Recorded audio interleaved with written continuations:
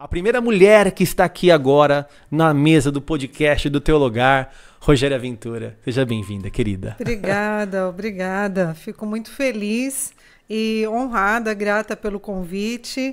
E é isso, vim aqui para servi-los, né? Para tentar esclarecer sobre a questão da Eva mitocondrial e... Enfim, gratidão, vamos seguir. Amém. Olha, seja muito bem-vinda, o prazer é nosso de recebê-la aqui.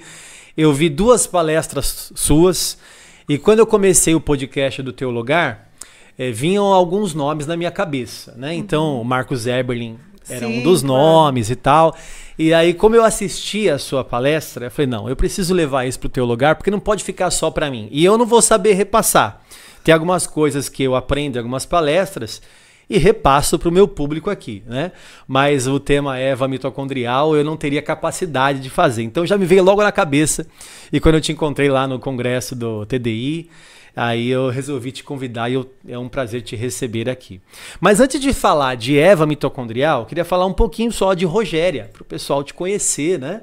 Então, como é que você se formou, em que você se formou, o que você está fazendo hoje, para o pessoal que acompanha te conhecer um pouquinho mais. Perfeito. A minha graduação foi em Ciências Biológicas. Eu sou bióloga, né? Na verdade, eu sou biologista, porque eu fiz a minha faculdade voltado para a área laboratorial. Então, terminei a graduação, Ciências Biológicas, modalidade de análises clínicas, aí fui buscar uma pós-graduação em pesquisas, né, de institutos, de centros de pesquisa. Eu acabei achando uma oportunidade no ICB2 da USP, já tem um certo tempo isso, né? E aí eu entrei lá no programa de estágio. Do programa de estágio, eu consegui uma vaga para o mestrado, comecei o mestrado então lá.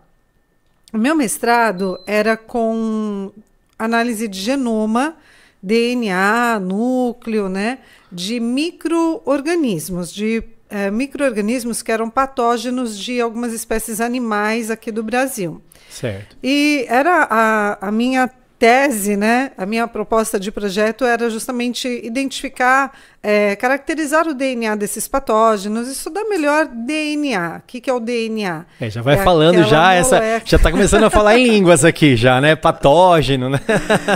Mas vamos lá. Micróbios, né? Então, o DNA é aquela molécula que a gente tem, fica dentro das nossas células, no íntimo da célula, no núcleo da célula, e nós somos organismos multicelulares. Então, quando a gente olha assim para a nossa mão, por exemplo, né, para a pele da mão, você vai ver aí o tecido cutâneo, né, o tecido que você consegue tocar, enfim. Então, esse tecido ele é formado por pequenos elementos. Certo? E esses pequenos elementos eu não consigo enxergar, mas eles estão compondo aquilo que eu enxergo. Certo. Se eu pegar um pedacinho da minha pele e levar no microscópio, eu vou conseguir enxergar esses pequenos elementos todos organizados lado a lado, como se fosse uma pavimentação, sabe? Uma parede assim cheia de azulejos. Certo. Então eu conseguiria enxergar mais ou menos isso. Entendi. Essa parede cheia de azulejos, então, é o meu tecido epidérmico, né? E esses azulejos seriam as células. Certo. Então, são unidades que compõem o ser vivo. E é isso que você foi estudar. Eu fui estudar, então não era nem exatamente só a célula. Eu fui estudar, se a gente olhar mais no íntimo ainda dessas células, menorzinho, aí eu estava falando de nível microscópico, né?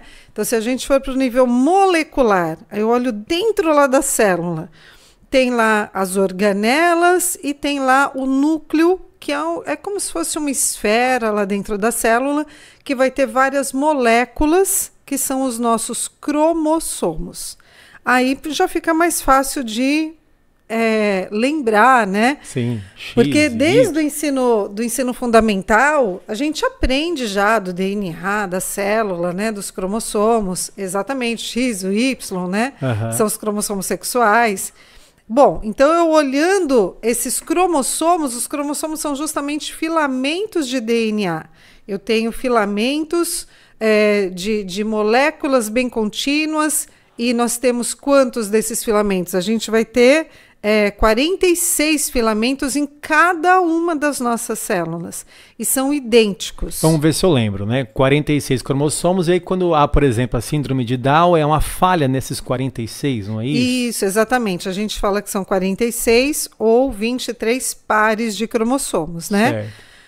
Por que 23 pares? Porque 23 cromossomos eu vou receber da mãe, Certo. lá no ato da fecundação. Tô voltando aqui, minha professora tá aparecendo na minha frente aqui. Pois Agora, agora né? uma outra professora que está aqui na frente.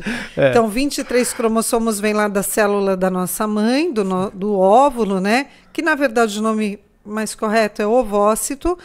E 23 cromossomos vem lá do espermatozoide do nosso pai. Então, quando acontece a conjugação, que a gente chama, né, na questão biológica, acontece a conjugação, aí essas duas células vão se unir e o seu conteúdo genético, então os seus DNAs, os seus filamentos cromossômicos também se unem. Certo. Então, vem lá 23 filamentos da mãe, 23 filamentos do pai. E vai dar o quê? Uma célula agora com 23 e 23, 46. Por isso que a gente fala que são 23 pares ou 46 cromossomos. Certo.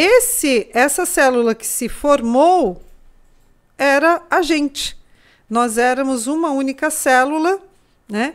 Então, quando uniu semente masculina e semente feminina, cada uma contribuiu com o seu conteúdo genético, somou e deu uma célula somática, que é o zigoto. Era eu, era você, né? Nós éramos um zigoto, todo zigoto, mundo. uma única célula. Certo. Aí, a partir desse zigoto, a célula vai se replicando, formando outra igual, e outra igual, e outra igual, e vai compondo o corpo do embrião. O embrião vai crescendo, isso até a 8ª semana de gestação, né? Era embrião. O embrião vai crescendo, vira feto. Aí o feto vai crescendo e chega na sua idade de maturação para não viver mais no ambiente aquático uterino, né? Que é a água que a gente respirava. Certo. Aí agora a gente vem à luz externa, certo? E começamos a respirar o gás, né? O oxigênio em forma de gás. E aí vamos crescendo e olha nós aqui, né? E olha nós aqui. E essa foi isso que você estudou, isso que você foi fazer desde o comecinho. Então, só para entender aqui, a sua área de atuação na USP, igual você falou, foi pegar essa partezinha, a menorzinha parte, estudar desde da primeira parte, a microparte, vamos dizer assim, de uma forma bem leiga. Exato. Então, nós, seres humanos, temos o nosso DNA. Certo. E cada micro-organismo, cada bactéria, cada vírus, cada protozoário, parasita, né, cada ameba, tem também o seu DNA, tem também os seus cromossomos, os seus filamentos. Por que é esse DNA? O DNA é uma informação química que está dentro das nossas células, que ela é lida, ela é traduzida em forma de proteínas, e aí o conjunto das proteínas com outras moléculas compõe a célula, e o conjunto das células compõe os tecidos e os órgãos e o sistema e a gente. Muito legal. Né? É complexo, né? É muita ilusão, de fato, acreditar. E você colocou isso na sua tese? Na sua tese foi sobre isso ou não? A minha tese não chegava a ter esse tipo de temática, porque era algo mais específico da proximidade genética de alguns patógenos, né? Mesmo porque se colocasse isso daí na hora da bancada, dificilmente, né? Ia ser podado, porque isso vai contra o senso comum, certo? Porém, quando a gente vai estudar elementos como esse da Eva mitocondrial, aí a gente vê que esse senso comum, ele é um senso comum muito frágil. Porque se você estuda fundamento mesmo, se você vai estudando essas proximidades genéticas, se você pega os programas de computador, coloca lá as informações genéticas para saber há quanto tempo então que os organismos realmente existiram, os programas não, se for um cientista honesto, sim, tá? sem viés. Exato. Esses programas não vão dar essa indicação de tantos milhares e milhares de anos atrás, a não ser que o próprio cientista faça lá, coloque componentes suficientes, né, informações para que o programa haja da forma como ele está induzindo a agir. Então seria preconceituoso, se não for preconceituoso... Subjetivo. Aí, né? O negócio vai dar menos anos. Subjetivo. Entendi. Tem muita árvore filogenética, essas árvores aí de ascendentes, né? Que elas, lógico, elas são completamente subjetivas, porque o cientista já coloca lá uma datação proposta para que a árvore filogenética alcance a data pregressa de quando o organismo surgiu. Né? Tem muita árvore filogenética que é subjetiva, sim. Tramita na subjetividade e isso é aceito. Entendi, porque está diante do padrão normal. Porque está diante do padrão. Da sociedade. Bom, vamos falar então de Eva mitocondrial, que é a nossa curiosidade aqui. Como que os cientistas determinaram a existência da Eva mitocondrial? O que é mitocôndria? Vamos começar a introdução. O que é que você trouxe para a gente aí também? Se você der um F5 aí, vai juntar o nosso slide aqui na tela, vai aparecer para o pessoal também. Vamos aprender aqui, pessoal, o que é Eva mitocondrial e como que isso vai nos ajudar a basear a nossa fé também. Vamos lá. Perfeito. Então, teoria da Eva mitocondrial. O nome já está falando, Eva. Biblicamente, Eva foi a primeira mulher humana, a primeira mulher, né? Que a gente vai falando nos termos, a primeira mulher que existiu na Terra, certo? Biblicamente. Certo. Falamos sobre isso. Cientificamente, a teoria da evolução, ela traz algumas outras propostas, né? Dizendo que os seres humanos se originaram a partir de um ancestral símio, de um ancestral primata comum a outros a animais, né? A outros não, a animais, a macacos, por exemplo. Bom, e aí, o que aconteceu? A teoria bíblica fala sobre Eva, a teoria evolucionista, evolução fala sobre várias mulheres humanas, né? Então aí estamos falando da espécie Homo sapiens, que teriam surgido ao mesmo tempo no planeta, em vários pontos do planeta, a partir de ancestrais, que aí seria de outras espécies, né? Como Homo erectus. Aí a gente tem uma série de nomenclaturas que os evolucionistas pontuam, sabe? Neandertal, né? Sim, não vou entrar nesse mérito agora. Essas lacunas que tentam preencher, né? Exato, eu não trouxe nenhuma informação, nenhum slide para deixar isso mais evidente, né? Mais claro, assim. Mas existem teorias que propõem isso. Então, tinha lá várias ancestrais que tinham ancestralidade comum com macacos, aí foi aperfeiçoando através de muitas mutações, né? Virou lá Homo erectus, Neandertal, enfim, whatever, né? Essa parte transicional, né, até chegar a uma mulher humana. E isso estaria acontecendo ao mesmo tempo em vários pontos do planeta, tá? E em vários pontos do planeta simultaneamente, esses seres se aperfeiçoaram através... Veja só, né? Teria várias Evas, então. Vamos pensar. Mutações aleatórias, ao mesmo tempo, simultaneamente, aconteceram em várias dessas ancestrais comuns que elas viraram mulher Homo sapiens. Ao mesmo tempo. Tem que ter fé, né?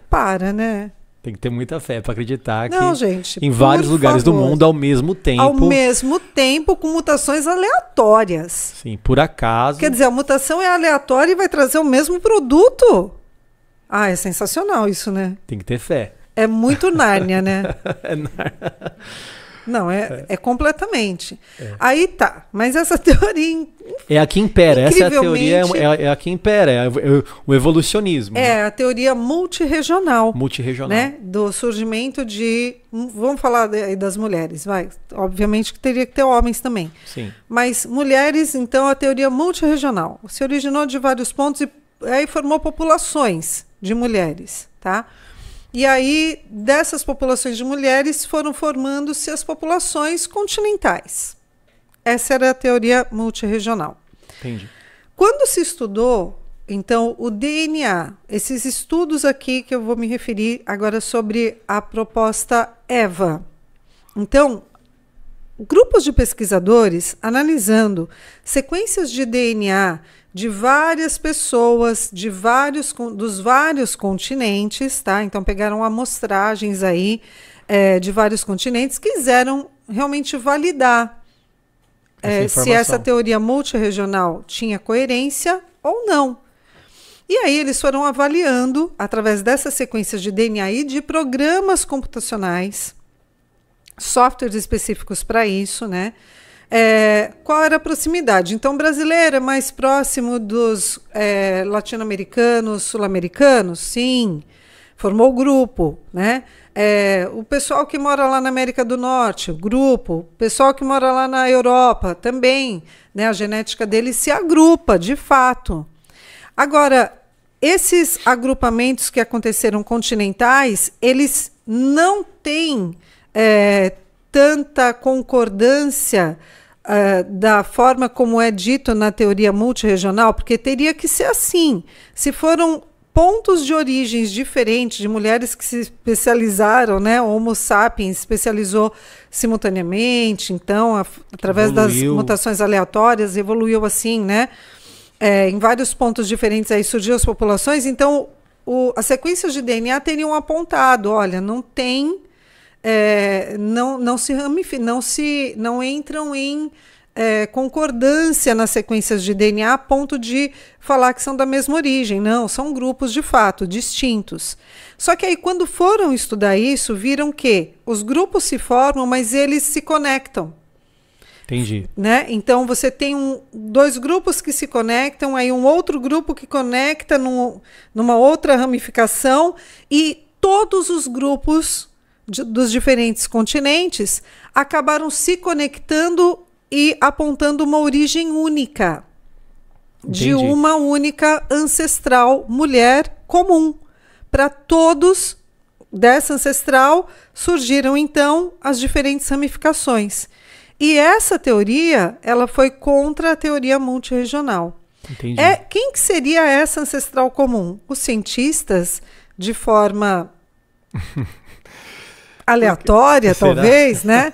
Eles denominaram que essa ancestral comum seria, então, vamos colocar que ela é a Eva. Porque foi a primeira. Seria a Eva. Eles mencionaram aí para a nomenclatura bíblica, tá? Entendi. E por que mitocondrial? Porque lá dentro das nossas células, nós temos, vou mostrar aqui uma figurinha, essa daqui é uma figura que eu mostrei no congresso, sim, né? Se você olhar os animais de cima, muito você legal. Enxerga aí, né? Sei lá, um cordeiro, um elefante, né? Uma girafa. Uma girafa. Aí você olha os animais de baixo, você enxerga aí uma foca, né? Um pavão, alguma coisa do tipo, um pinguim. Mas, na verdade, depende da forma como você vê, porque se você olhar os de cima, pode ser que os de baixo sejam um reflexo espelhado dos de cima. Sim. Olha só, né, comparando. Ou será que, na verdade, é o de cima que é um reflexo espelhado com o de baixo? Então, tudo depende da forma que se vê, até que você investigue melhor como é que foi feita essa foto. Uhum. Então, essa figura, né, na verdade vamos supor, sim, era de fato o cordeiro, o elefante e a girafa que espelhou nos animais de baixo. Entendi. Então não depende da forma que você vê, mas depende da evidência científica. Vamos procurar então cientificamente. Depende da forma como você vê, até que alguém realmente te mostre como foi gerada essa foto. Certo. Né? Qual é a origem de fato dessa foto? E essa origem, ela vai vir através de uma evidência. Alguém pesquisou, investigou, foi lá no produtor da figura e falou: o que você quis? O que era realmente essa foto? Não, vou te falar, era lá o cordeiro, o elefante e a girafa, eu espelhei a imagem de baixo.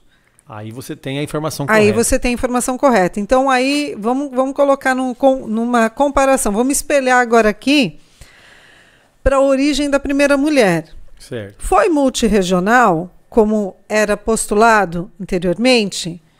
Na verdade, investigando, a gente olha as sequências de DNA analisadas, apontando que não foi multirregional.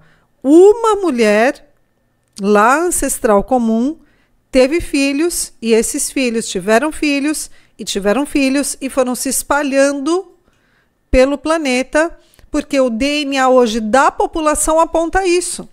Entendi. Então, a evidência que eu tenho científica fundamentada é essa, tá? Do DNA analisado das pessoas reais que vivem hoje no planeta, é analisado de forma honesta, com programas bem calibrados, apontam que, na verdade, a origem foi de uma única mulher.